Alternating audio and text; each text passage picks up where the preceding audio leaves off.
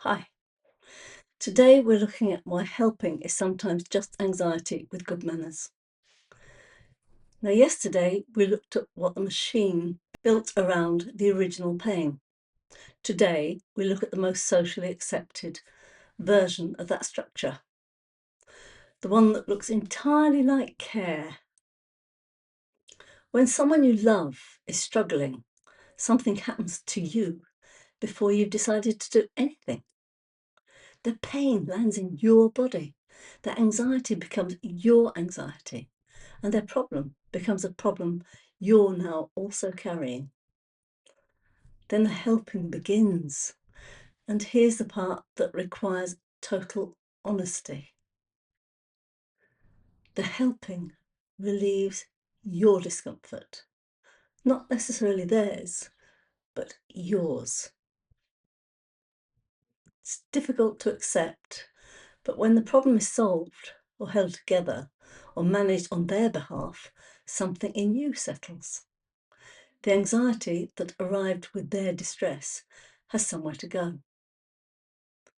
The action is partly for them and partly, not cynically nor selfishly, just structurally, for you to relieve your anxiety because you're upset, because they're upset, because you've identified with them so strongly that when they're in pain, you're in pain too. Spinoza was precise about this. We strive to free from misery the thing for which we feel compassion, because their misery is producing misery in us. The care is real, the motivation is mixed.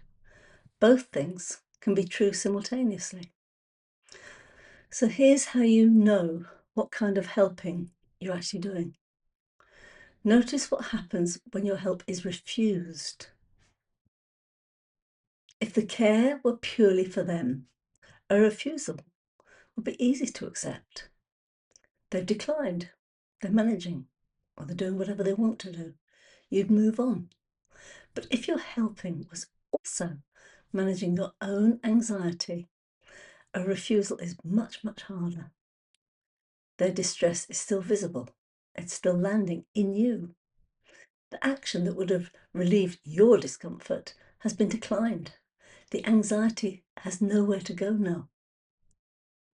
So, a second round begins. Slightly more insistent, slightly more intense, but framed differently.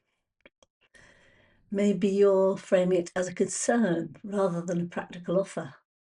Maybe as checking in, following up, or the version that looks most like care while being most clearly about self-relief is worry expressed out loud, repeatedly, until the other person reassures you that things are fine.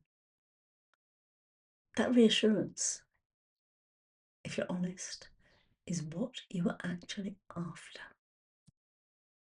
Relief for yourself. The person being helped usually feels this, even when they can't name it. There's a specific texture to being helped by someone whose anxiety is entangled with your situation. A faint pressure, a sense that your distress has become their problem too.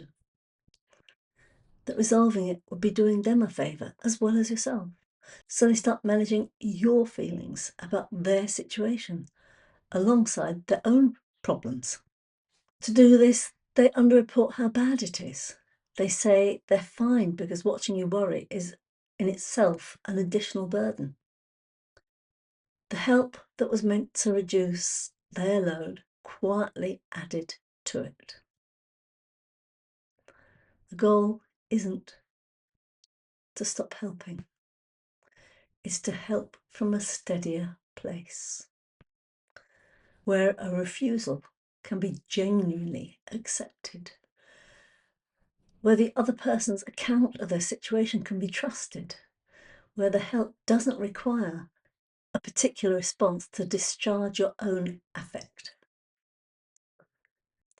I offer a free half-hour session, an introductory session, for you to look into this practice. And if you want to book on Calendly. I'll give you the link down below. Thank you.